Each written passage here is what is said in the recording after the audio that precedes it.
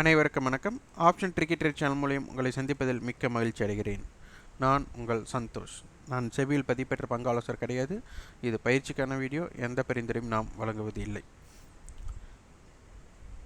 நம்மளுக்கு நேற்று சந்தை ஒரு பெரிய கேண்டில் அப்படின்னு சொல்லுவாங்க. அதாவது பெரிய ரேஞ்ச், நேற்றைய லோவுக்கும் நேற்றைய ஹையுக்கும் ஒரு பெரிய ரேஞ்சாக அமைந்தது.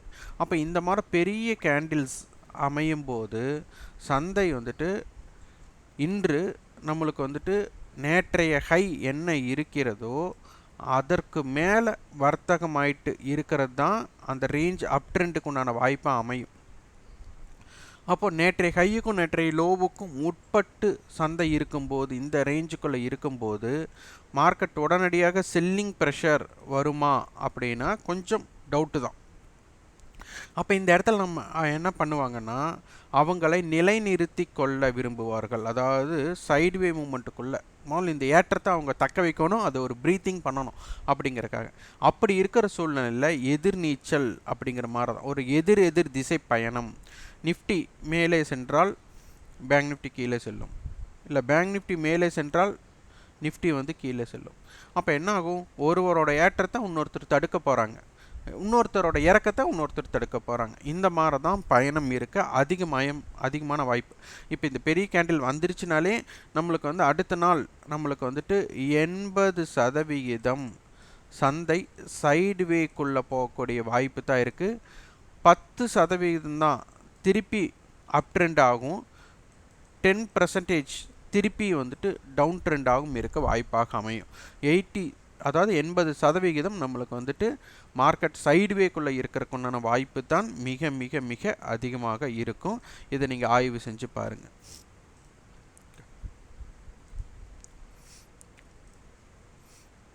இப்போ இன்றைக்கி சந்தை எப்படி ஆரம்பமாக வாய்ப்புன்னு HEDGE நிஃப்டி பார்க்க போகிறோம். இப்போ நேரம் 7:13 18,255. இது நம்மளுக்கு ஃப்யூச்சர் வணிகமாக இருக்கும். அப்போ நேற்றைய ஃப்யூச்சர் நம்மளுக்கு எப்படி இருந்ததுன்னு பார்க்கணும்.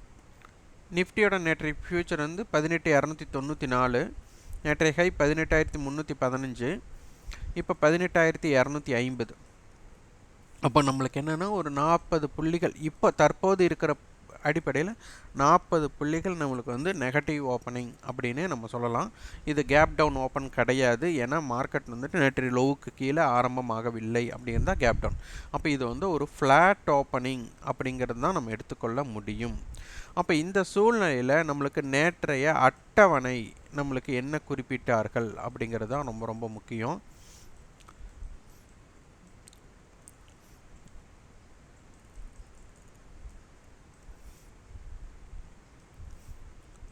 $18,200 கால் புட் அப்படி தான் நம்மளுக்கு ரேஞ்ச் கொடுத்துருக்குறாங்க.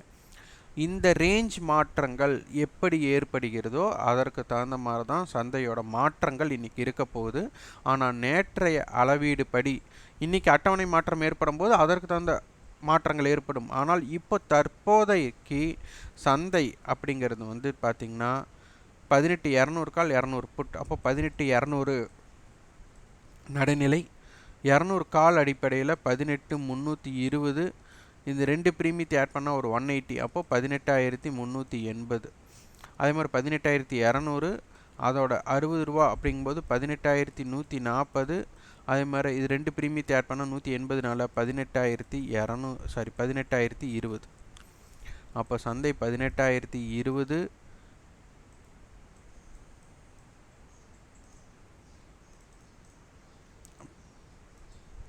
18,140, 18,200, 18,320, 18,380 இந்த ரேஞ்சுக்குள்ளே இருக்க இப்போதைக்கு விருப்பப்படுகிறார்கள் அப்படிங்கிறது தான் இதன் மூலம் அறிந்து கொள்ளலாம். அதே போல் 18,100 புட் 18,300 கால் இது ஒரு ஸ்ட்ராங்கல். இதுக்கு 18,150. மார்க்கெட் 18,150 டு 18,200 மிக மிக முக்கியமான புள்ளியாக இருக்க போகிறது. அதேபோல் இது 18,200 தான். 18,100க்கும் 18,300க்கும் இடைப்பட்டது 18,200. அப்போ 18,200 மிக மிக முக்கியமான புள்ளியாக இருக்க போகிறது. இந்த ஸ்ட்ராங்கலோட அடிப்படையில் இது மொத்த ப்ரீமியம் ₹100 வருது. அப்போ நம்மளுக்கு 18,400 18,000 சந்தை இருக்க அதிகமான வாய்ப்பாக இருக்கும்.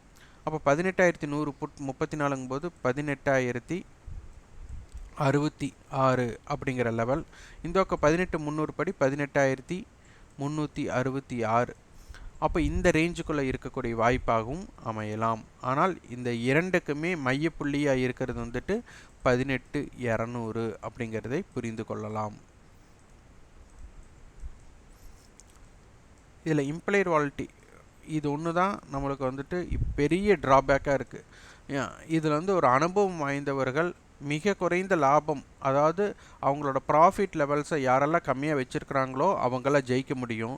யாரெல்லாம் பெரிய ஜாக்பாட்டுக்காக எதிர்பார்த்துட்டு இருக்காங்களோ அவர்களுக்கு உண்டான ஏமாற்றம் தான் இதில் கொடுத்துட்ருக்கோம். அதனால் வந்துட்டு இந்த மாதிரி சூழ்நிலையில் ஒரு பெரிய ப்ராஃபிட் அப்படிங்கிறக்க வந்து ஒரு 10% தான் வாய்ப்பு. 90% வந்துட்டு ஒரு பிக் ப்ராஃபிட்டுக்கு எதிர்பார்க்க முடியாது. அதனால் வந்துட்டு அனுபவம் வாய்ந்தவர்கள், அதே மாதிரி புதியதாக வர்த்தகத்தை துவங்குபவர்கள், இதை வந்து நீங்கள் ரொம்ப சரியாக ஆய்வு செய்ய வேண்டிய விஷயம். அனுபவம் வாய்ந்தவர்கள் எப்படி வேண்டுமானாலும் அவங்களோட ட்ரேடிங் ஸ்டைலை மாற்றிட்டே இருப்பாங்க. ஆனால் புதியவர்கள் பார்த்திங்கன்னா இப்போ பார்த்திங்கன்னா 18,300 கால் 66 ரூபாய்க்கு வாங்கிட்டா இவங்களுக்கு இந்த 66 ரூபாயிலேருந்து ப்ராஃபிட் கண்டிப்பாக வரணுன்ட்டு எதிர்பார்த்து காத்திருந்து கடைசியில் இது 0 ஆகக்கூடிய வாய்ப்பாகவே விட்டுருவாங்க. அப்போ 18,300க்கு மேலே இவங்க போகலை அப்படின்னா இது வந்து கண்டிப்பாக 0வாக மாறிடும். அப்போ கடைசி துளி, அதாவது கடைசி துளி ரத்தம் இருக்கிற வரை நம்ம வந்து காத்திருப்பேன் அப்படின்லாம் சிலதெல்லாம் சொல்லுவாங்க. அதுபோல் இவங்க 0 ஆகிற வரை வெயிட் பண்ணி அது கடைசியில் 0வே ஆகிடும். அப்போது ஒரு ப்ராஃபிட், நான் ஒரு ட்ரேடு பண்ணிட்டேன், ஒரு ப்ராஃபிட் வேணும் அப்படிங்கிறது தான் புதியவர்களுக்கு இருக்கும். ஆனால் தவறு நடந்துருச்சு, நம்ம எடுத்தது வந்துட்டு சரியான இடத்துல எடுக்கலை அப்படிங்கும்போது இந்த இடத்துக்கு உண்டான ஸ்டாப் லாஸஸை போட்டுட்டு அடுத்த வர்த்தகம், சிறப்பான வர்த்தகத்துக்கு காத்திருந்து எடுக்கணும். உடனே இதை லாஸ் புக் பண்ணிட்டேன், இப்போ கால் ஆப்ஷன் இறங்கிட்டு இருக்குன்னா அப்போ டக்குன்னு புட் ஆப்ஷன் தான் ஏற போகுதுன்னு சொல்லிட்டு இதை ஸ்டாப் லாஸ் பண்ணிவிட்டு டக்குன்னு வந்து புட் ஆப்ஷனை பை பண்ணுவாங்க. அதே நாகும் அது அங்கேருந்து அது இறங்க தொடங்கும், உடனே கால் ஆப்ஷன் ஏற தொடங்கும். அப்படி மாற்றி ட்ரேட் பண்ணுவாங்க. இப்படி மாற்றி ட்ரேட் பண்ணும்போது ஓவர் ட்ரேடிங் அப்படிங்கிற ஒரு விஷயம் உள்ளே வந்துடும். அதனால் வந்துட்டு ட்ரேட் பண்ணுறத ஸ்டாப் பண்ணக்கூடிய வாய்ப்பாக மாற்றிக்கொள்ளுங்கள். வாய்ப்பு இருக்கிற அன்றைக்கி ட்ரேட் பண்ணக்கூடிய இடத்தை எடுத்துக்கொள்ளுங்கள். இப்போ 18,167 டு 18,340 அப்படின்னா கால் செல்லரும் புட் செல்லரும் பயப்படாத இடம். இதற்குள் எப்படி இருக்க போகிறது? அதே மாதிரி இந்த இடம் கால் செல்லர் புட் செல்லர் 2 பேருமே சேர்ந்து பயப்படக்கூடிய இடம். இந்த இடத்துல எப்படி ரியாக்ட் ஆகுது அப்படிங்கிறத பாருங்கள். நம்ம வந்து இந்த ரேஞ்சுக்குள்ளே தான் இருக்கும் அப்படின்னு நம்ம சொல்லலை.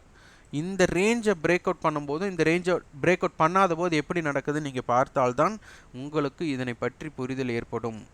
சந்தை இப்போதைக்கு இருக்கிற அட்டவணைப்படி இருந்தால் இதுதான் எல்லையாக இருக்கும்.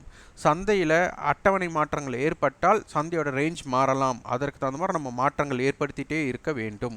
இதனுடைய ரெசிஸ்டன்ஸ் லெவல் 18,320, 18,340, 18,366. சப்போர்ட் லெவல் 18,190, 18,167, 18,138 இருக்கும். பேங்க் நிஃப்டி இப்போ நியர்பை இப்போ பார்த்தீங்கன்னா இதோட 52 வீக் ஹைக்கு 44,151. அப்போ ஒரு 400 புள்ளிகள் நம்மளுக்கு ஏறுனா லைஃப் ஹையை பிரேக் பண்ண போகிறாங்க.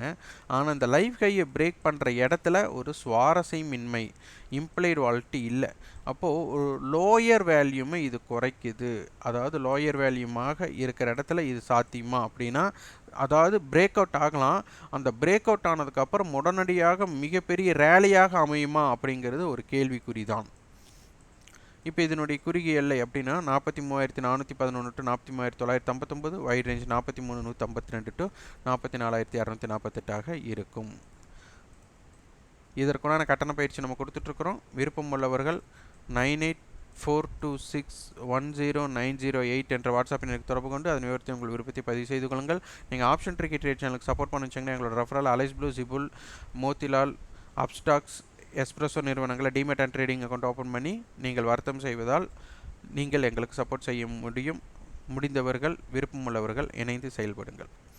இந்த வீடியோ உங்களுக்கு பயனுள்ளதாக இருந்தால் லைக் பண்ணுங்கள், ஷேர் பண்ணுங்கள், சப்ஸ்கிரைப் பண்ணுங்கள். கண்டிப்பாக உங்களோட ஃபீட்பேக் கமெண்ட் பாக்ஸில் பதிவு பண்ணுங்கள். நன்றி, வணக்கம்.